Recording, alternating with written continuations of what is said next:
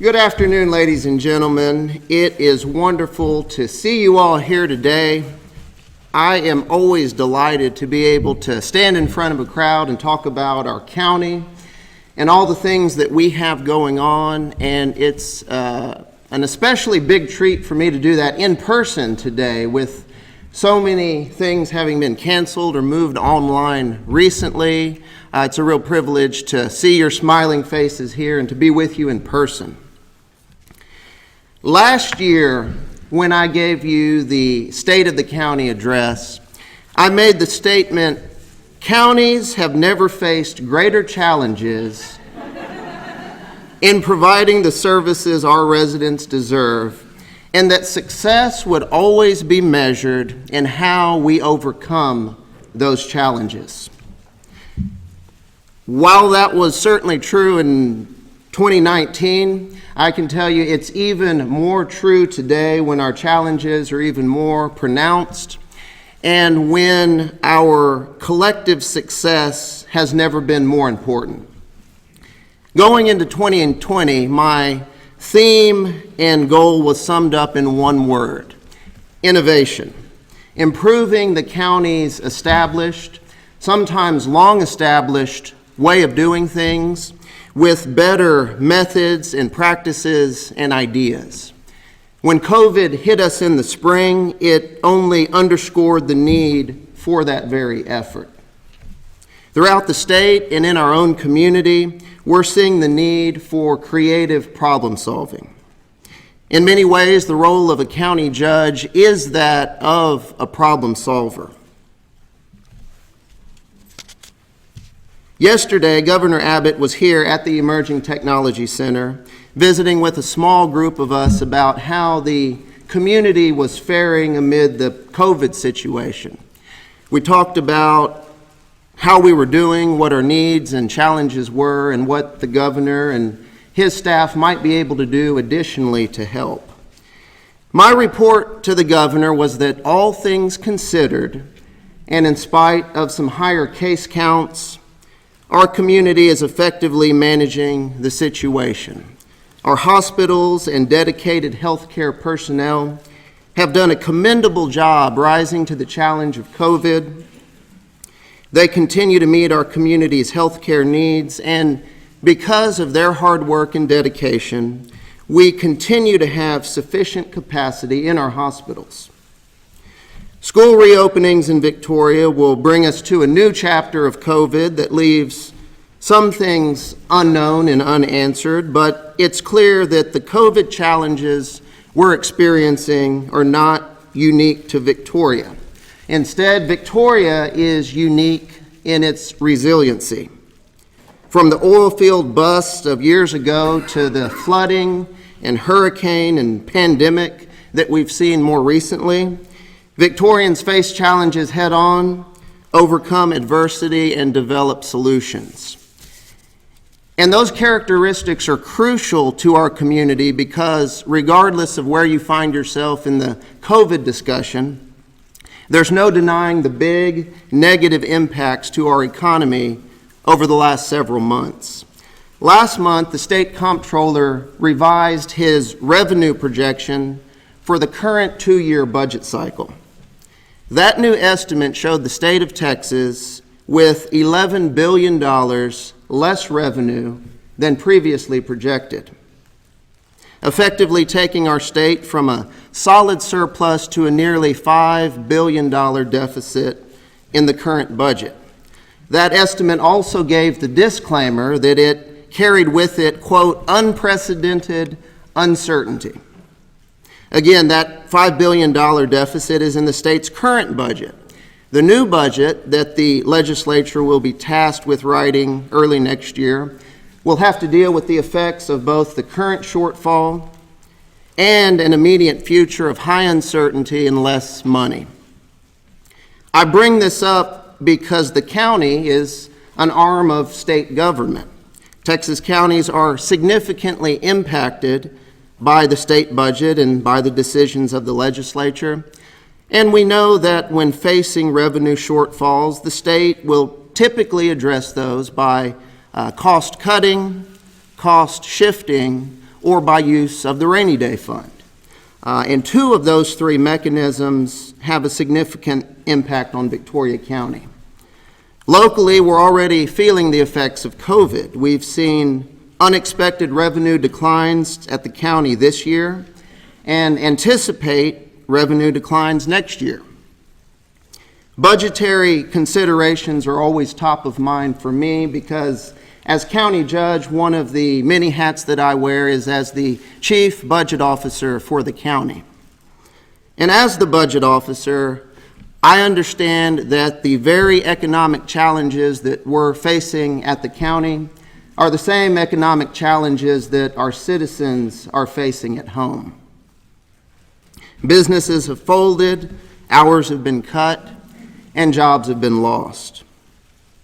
There was a story last week in the newspaper about the increasing number of folks who have lost health insurance due to COVID, which is not surprising given the fact that unemployment numbers are currently about 3 times higher than they were last year at this point in Victoria. Even if you haven't personally experienced those effects, chances are some of your neighbors have experienced them, and we can't ignore the numbers. Because of that, I felt that in our budget process at the county, we should not offset declining sales tax revenues and other declining revenues with an increase in the property tax burden. Commissioners Court agreed with that recommendation, and that's our plan going forward. That was good, but it presented an especially big challenge, the effect of which was a year ahead, 2021, which will have between $1 to $2 million less money available. Last week, I proposed to Commissioners Court a balanced budget for 2021 that accounted for these shortfalls, but also maintained the services that our community expects. And I'll tell you that in spite of the lower revenues we've seen year over year and that we'll see next year, our conservative approach to budgeting has not meant a lack of success or results. In fact, the opposite is true. We've gotten a whole lot done this year, 2020, in spite of COVID. Some highlights include our courtroom renovation project. For well over a decade, we've talked about the need for new courtroom space. 2020, this year, is the year when we're getting that project done. Both our county court at law courtroom that's already been renovated and in use, as well as Commissioners Court's new courtroom, smaller courtroom that we plan to be moving into at the end of next month. A long-standing need that we accomplished this year in spite of COVID. Similarly, Citizens Hospital, I see Mike Olson over there, there's been a long-standing need and discussion about an expanded and renovated emergency room.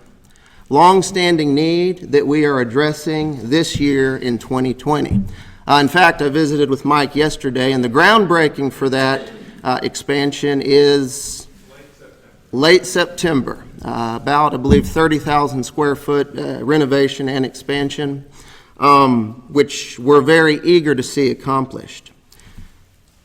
Over the years, and last year included, the county jail fell out of compliance with state jail standards. That was last year, but last week I received from the Texas Commission on Jail Standards a letter saying that due to our improvements there and our work there, we're back in compliance. Working with Sheriff Marr, we were able to, over the past 3 weeks, identify funding in the current budget to purchase 8 brand new patrol vehicles for the Victoria County Sheriff's Office. That's not something we're going to be waiting for in next year's budget or down the road. That's something, those 8 vehicles have been ordered and should be delivered within the coming weeks. The county's effort at seeking and getting grant funding has also been an ongoing success story. And not just dollars pertaining to COVID, but we've seen some big successes there lately. One was well covered in the media, about $700,000 that'll go directly into county road repair projects. Our building at 311 Constitution Street is also another example of a grant success story. As you are all aware, after Hurricane Harvey, we saw the need for a centralized, permanent home for our local agencies that coordinate the community's recovery efforts after a hurricane. And with a very generous private grant, we were able to purchase that building, have been renovating it, and it looks like towards the end of next month, there also, those few agencies will be in that building, and it'll also serve as a staging area and a training facility for some of the agencies that would typically come into town after a hurricane. There's also a lot of warehouse space that we'll be able to utilize for recovery materials over there. Our game room ordinance went into effect on January 1st. That's been a long-standing issue in the community, the problem with these illegal game rooms. And it wasn't until last year that a law changed, enabled counties to be able to much more effectively, and for the first time, regulate game rooms and determine what kind of game rooms and how many we want to see in Victoria. We listened intently to the feedback of the community, from the citizens who live nearby one to the nonprofits that are affected by them, and we implemented an ordinance that is doing a lot to curtail those illegal game rooms. This year, we've continued restructuring various county departments, implementing new policies and procedures, and a notable and new recent development is that for the first time, the county has hired a professional full-time engineer. For those of you who know the structure of county government, you know that we run very lean when it comes to staff. But we also know that we're taking on more and bigger projects at the county, so we prioritized being able to fund a professional engineer position. And at the end of last year, we had an individual come on board who will complete a full year with us at the end of this year, and that's a big step forward for our county projects, county operations. I mentioned that next year's budget is pretty tight, and it is, but one notable thing in this year's budget, 2020, is that all licensed peace officers in the county saw a $4,500 pay raise. Again, there unfortunately is not money in next year's budget to take things a step further, but this year there was a pay raise that went into effect, which admittedly is not everything we need to do, but it's a big step in the right direction that, again, is happening this year. I mentioned Sheriff Marr. The court is already to a good and proactive start working with him.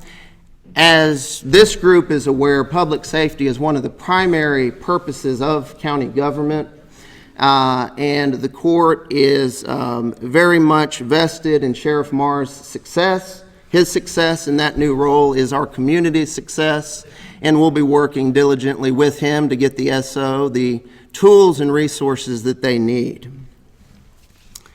Looking ahead, I plan to continue to approach our challenges from the standpoint of innovation. Two specific arenas where we'll see that in the near future is in the realm of technology and communication.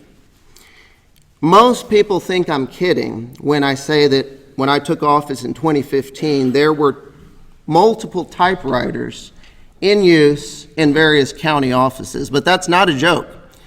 There were typewriters there. Needless to say, we've come a long way between then and now, and in the year ahead, we intend to take some other big steps forward. The courtroom that I mentioned we'll be moving into soon is going to have upgraded technology that, especially in times like these, will be very useful for the community who tunes in remotely. It's going to have high-definition video, much better audio, much better lighting than previously. We'll have the ability for people following us remotely to view the presentations and screens that we're looking at there in Commissioner's Court. You can see that on your mobile device. We'll have the ability going forward to add closed captioning to our discussions in court. as another step enhancing just the user friendliness of what we offer. We've got a new website that we'll be rolling out soon, which will be a significant step forward from our current website, which is dated and does not meet modern standards of what folks look for.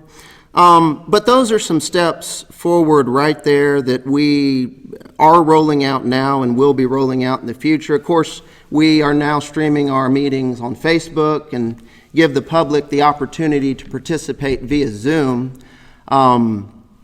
which we intend to keep doing that on Facebook. The underlying rationale in all this is the understanding that technology is the best tool we have to connect people with their government and give our citizens the opportunity for access and participation. And looking at how few folks attend our meetings now due to COVID, this will be an especially important step forward. Can't help but think how useful it would have been to have all this prior to COVID hitting us. But we're getting it done now, and it'll be equally as important going forward after we're past COVID. The legislative session next year will be a big deal, and one that we at the local level need to participate in. Even before the onset of COVID, the session was shaping up to be pretty action-packed. The discussion of local versus state control, the issues that are always brought up, but adding to all that, a revenue shortfall with a discussion about how to deal with the COVID pandemic. It's going to be an intense session that we locally need to be involved in. But I can tell you that we can be thankful that in that effort and in that session we have as our advocate representative Jeannie Morrison. Whether it was dealing with Hurricane Harvey back in 2017, her involvement there and her legislative work helping the state recover from that, to her very active involvement with us now going through the COVID struggles, Representative Morrison has been a tireless advocate for us. And honestly, her being in Austin helps every one of us at the local level do our jobs more effectively. She is on the right side of the issues that affect Victoria, and we owe her a debt of gratitude. Representative Morrison, thank you for your work. Speaking of hurricanes, disaster preparation will continue to be a top priority, being prepared for whenever the next hurricane or disaster might hit us. One thing I'll tell you is that the collaboration and the teamwork and the effort that we're going through now dealing with COVID is actually an outstanding preparation for any possible future disaster that we may face. Obviously, COVID is a public health issue, whereas a hurricane recovery is a public works recovery.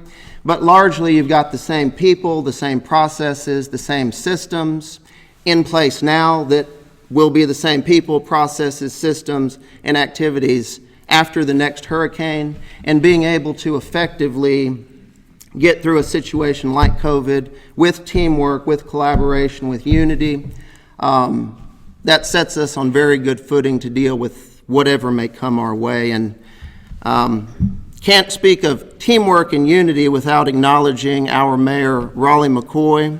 I can tell you that Mayor McCoy, and this will be no surprise to anybody here, has brought to office a very heartfelt spirit of teamwork and collaboration that has really unified what the city and county are able to accomplish together. And that, with a heart of service for this community, is serving us all very well. So, Mayor, I thank you for that, sir. It's a pleasure to work alongside you. As I conclude this afternoon, I also want to thank every single person in this room for the trust that you've placed in me to lead during this time. The challenges that we're all facing have not in the slightest bit diminished my enthusiasm for serving in this role. Rather, they've only strengthened my resolve to see that we succeed as I work with you and for you and all that we've got going on. In spite of COVID, we're getting a lot done. In spite of COVID, I have a very bright outlook for our county and our community, and it's my sincere honor to be able to serve you in that role. Thank you very much.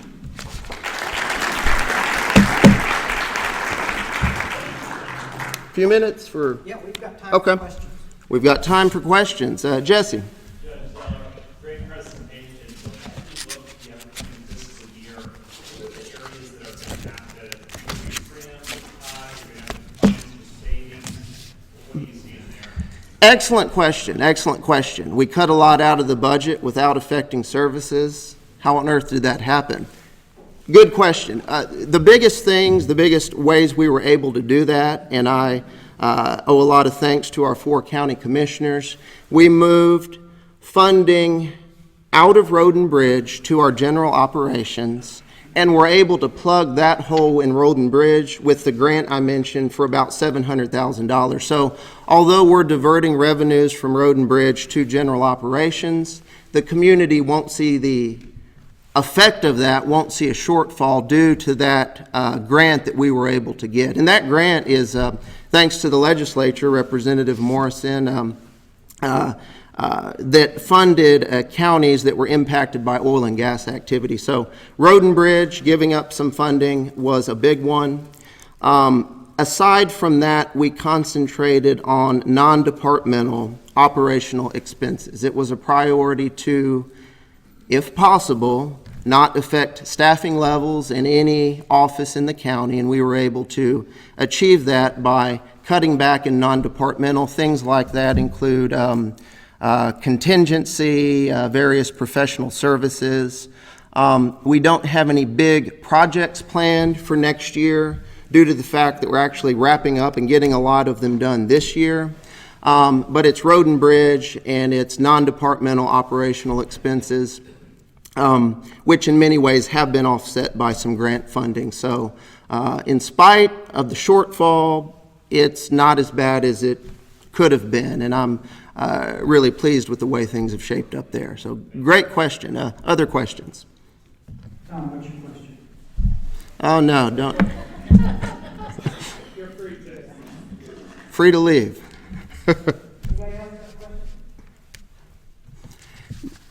Well, if there are no additional questions, again, I thank you very much for this opportunity and wish you all the very best. Thank you.